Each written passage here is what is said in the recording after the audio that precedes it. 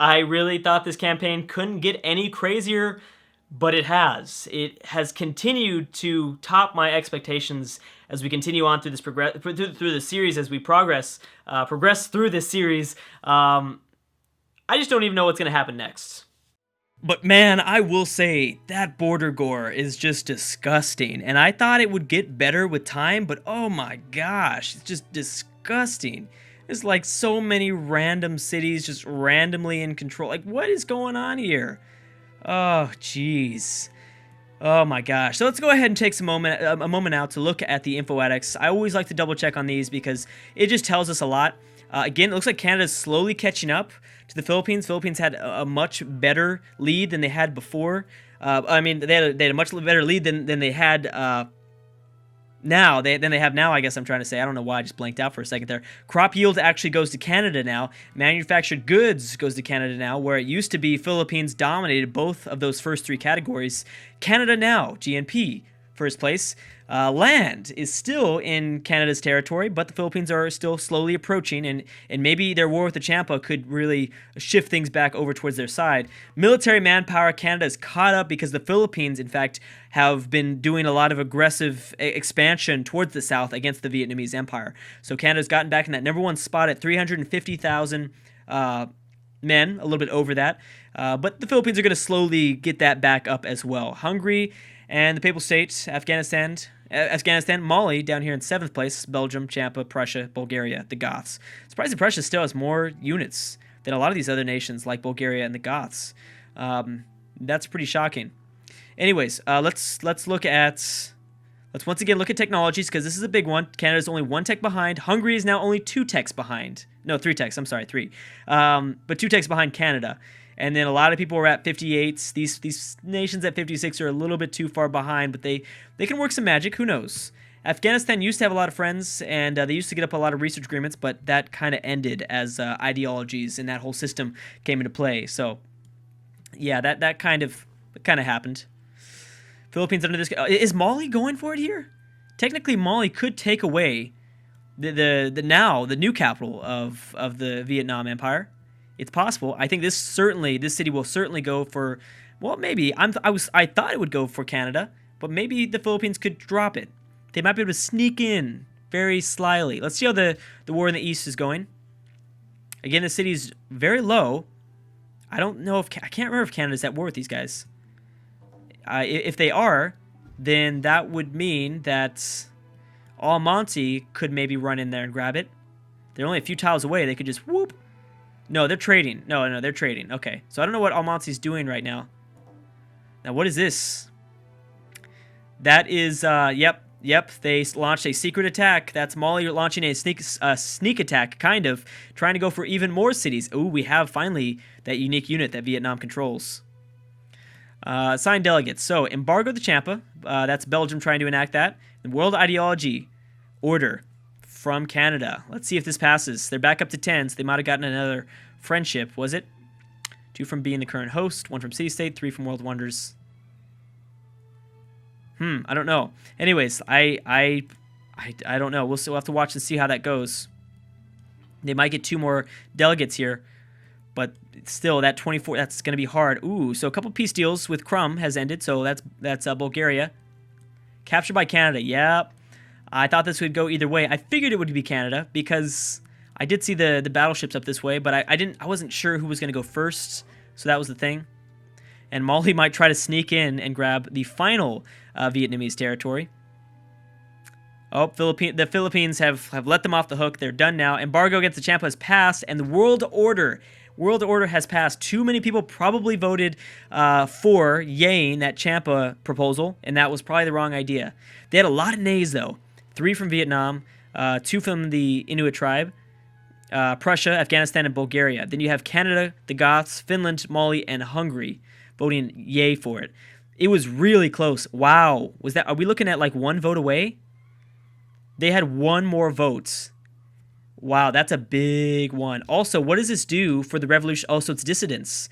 That's huge, because you would have seen a lot of nations switch over towards the Philippines, which if that were to happen, I would switch over towards autocracy, which obviously the Philippines control this ideology. If that would have happened, it would have made it way easier for them to get that cultural victory. But because it didn't, because Canada locked it down, I don't want to say it's guaranteeing that there won't be a cultural victory for the Philippines, but it's really unlikely that they get that cultural victory.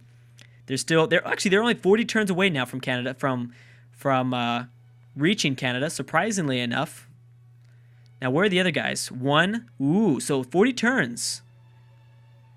40 turns away. And that would be the only nation that they would need.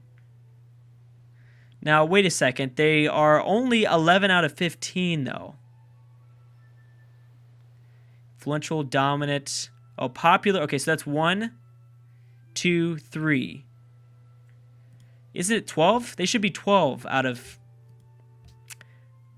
11 out of 14. Okay, yeah, so it's, yeah. No, we got it. Okay. Okay, so they got 40 turns. Well, that would have been a lot longer if that world ideology didn't shift over towards, if the world ideology didn't get proposed as order, it would have been faster, I mean, for the Philippines. So it is a lot longer now.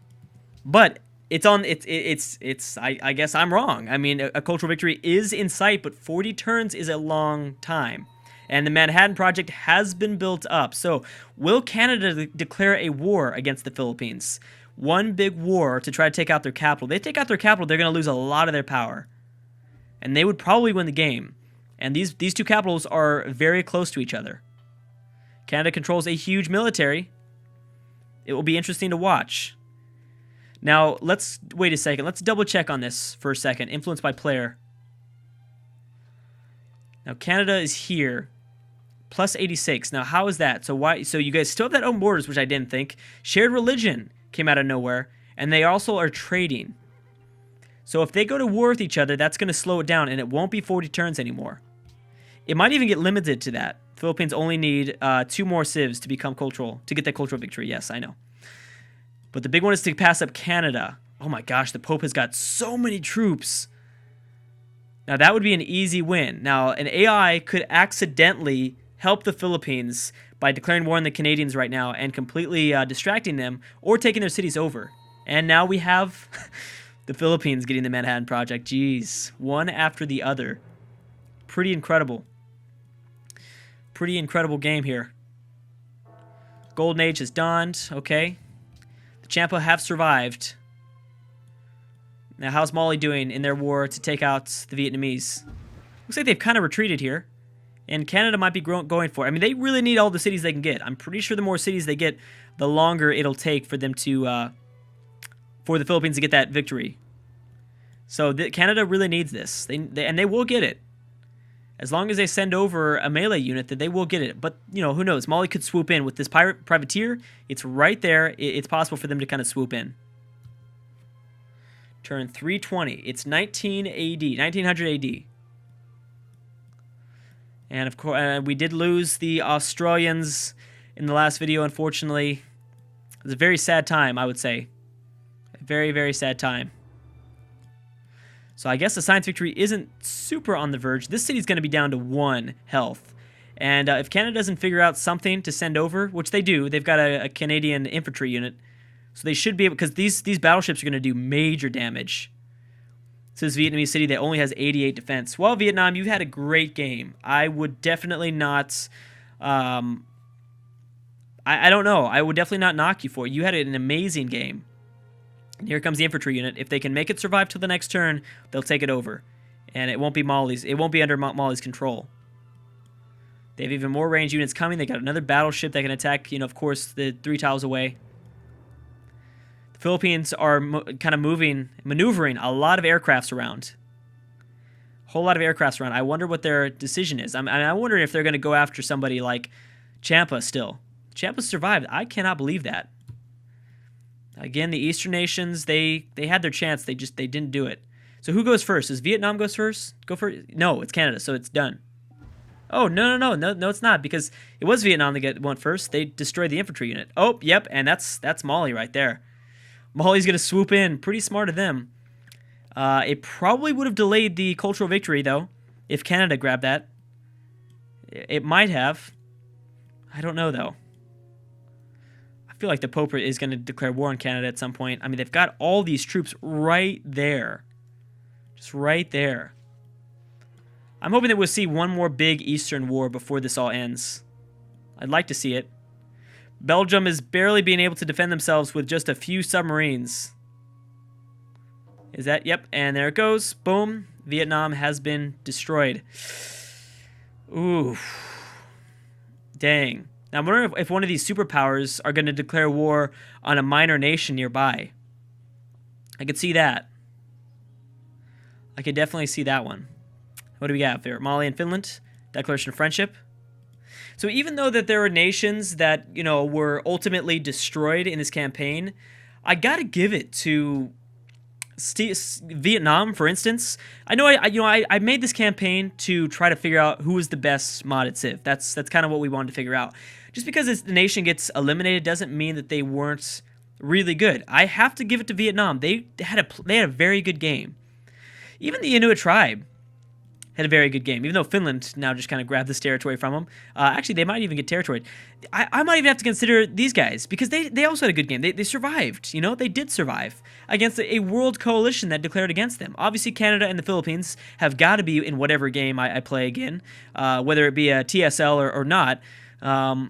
There were definitely some, and then you do have the Pope, who ended up kind of disappointing. I mean, the Pope is hard to get into TSL as it is, because you'd have to remove that.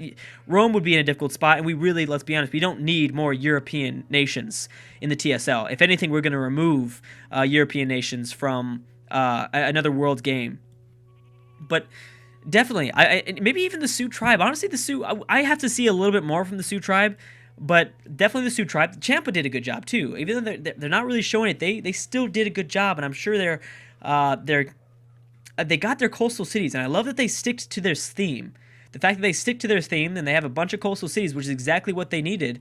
I'm proud of the way the AI worked there. It was really good. Mali also did some comebacks. I mean, it's too early to tell. I'm gonna have to really sit down and watch the campaign over again through the final map summary or whatever it is. So we'll see. Geez, 150 from Manila tourism, 150 tourism. Ottawa is at 47. Let's go ahead and check on... No, I don't want to check on this. We're good with this. I just want to constantly check on cultural victory, because I need to be weary of this. I need to make sure that, once the Philippines get influential with Canada, the game's over. You know what I mean? The game is over right away. Luckily, it's not a super close game, so it's not super, it doesn't have to be managed really closely, but we'll look into it. Because I need to make sure that I throw down my city, obviously. I got to throw down my city, and I don't know where I'm going to put it. If I need to, no big deal. I'll create some land or something like that, throw down a city, and then boom. So that's why I kept this space open. But I really think all the tiles are almost gone. No, I could throw down a city here. Bulgaria. Canada's decided to declare war on Bulgaria, as well as the Goths are backing them up.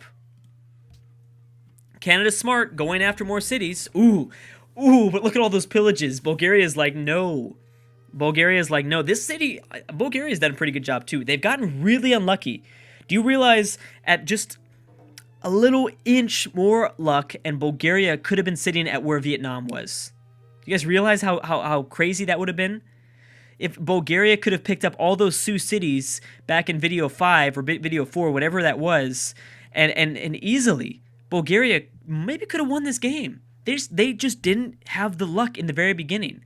And then they could have expanded towards the Goths. They could have been the ones to destroy Australia and the Mali nation. And the Philippines and the Canadians might not have been able to get to them because maybe the Vietnamese wouldn't let them. I don't know. I mean, Bulgaria's had a very unlucky game, but at the same time, they did good. Even if they get destroyed here, I got to give it to them. Played a good game. They have a lot of units. It very easily could have shifted over towards their way. A few lucky units in the right spot at the right time, and they could have been the Vietnamese of this world. Maybe they would have still survived, because the thing about Bulgaria is they didn't border, and they wouldn't have bordered really anybody that significant. I don't know if they would have stayed away from taking Hanoi from Vietnam, if they would have just taken these Sioux tribes, the cities from the Sioux away. then boom, they could have just expanded eastward and then they're good. Eat away at the eastern nations because they're, I mean, I will say they're doing good. They've got some they have some power under their military, but still, who knows? Anyways, we'll have to kind of see what happens here. It's interesting because Canada's going to lose a lot of military units by doing this. It's a smart choice, but at the same time, I don't know. Maybe I'm seeing something that the Canadian AI does see. Maybe I'm not seeing something that the Canadian AI sees. I don't know why Canada hasn't declared on the Philippines yet. That's the ultimate way to stop a cultural victory. But I guess if they were to take over this Bulgarian city, then who knows? Ooh, Hungary's decided to join in. But Hungary does not border this this capital. Let's go ahead and shift my spy around and actually go to Bulgaria. That way we can view into that city and see what one of these nations are going to get by taking it over. Let's see, where are you at? I know you only have one city, so it's going to be kind of hard to find you. There you are. Spy. Yeah, that's right. We spied on you a long time ago. So you do have the Goths in the east helping out a little bit, but you know the big foes, you have to watch out for Canada. They do have some citadels in this territory. Prussia's decided to join in. Don't know why, but Prussia, go ahead. Do whatever you would like. They do have a few ranged units out this way, and I think Bulgaria is down to their final troops. The Goths are no longer reinforcing in the east. I think they're just about done. That wasn't too long. I mean, the Goths had a pretty low military as it was, so I guess it shouldn't be that surprising. Still pretty shocking. Also, we do need to double check on how many votes Leicester has now. 11. Still nothing significant, but they do very much control the World Congress. Everyone else only has 5 at most. Yeah, 5 or 3. So Prussia's joined. Oh, no more Golden Age. No. Ooh, Goths are bringing back some stuff, though. Give them a few turns. I mean, it's possible for the Goths to steal this. It's very much possible. It's unlikely, though. But Canada could really utilize... I don't know. It is possible because Bulgaria is engaged in the Canadian war in the west. Bulgaria could just slip in right in the east. And it's open terrain over this way. It's a lot easier terrain from the east of the Bulgarian capital. They need to get up a melee unit. I mean, maybe the pikemen can do it. Maybe this pikeman can do it. I don't know. How long till it establishes surveillance? 2 turns. Okay. Okay, 2 turns. We'll watch out for that. Looks like Hungary is ultimately kind of controlling more of this middle lake. I really figured this would have been a bigger... This would have had a bigger impact on the game, whoever controlled this lake. It really hasn't, though. It's unfortunate, because I thought this could have been a really easy jumping off point for an AI to declare war. Like, Hungary's got a big military, and the Goths don't. Surprised that they don't. Ooh! Now the Philippines have the Apollo program up. We have no one else with the Apollo program. Still, I mean, we're several turns away from a science victory, though. Just because an Apollo program has been built still means it's a very long time away. I just really want to see who's going to grab the city. It's turn 331. The Inuit tribe was declared a war on by Belgium. They have a rifleman. Oh, but the riflemen are engaging the Goths. That's bad. Oh, what's this one? Oh, that's no big deal, I don't think. Afghanistan has now built up the Manhattan Project. Good for them. They kind of need that.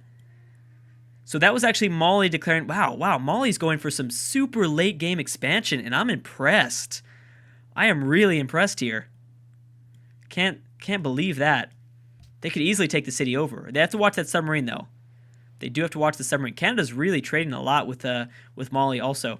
Let's go and double check and view in on the city. So it has a lot of science, and it does have a lot of culture. Per turn, 69. Not bad. Does it have any wonders? Did it build any wonders? Besides the national wonders.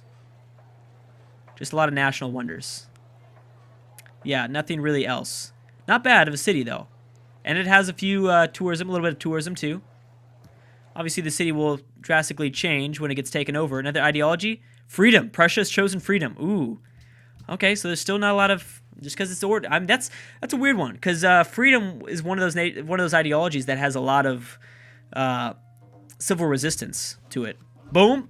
That's what they needed. That is what Canada needed. So let's see if this has pushed the amount of turns it's going to take for the Philippines to take over the Canadians in a cultural victory standpoint.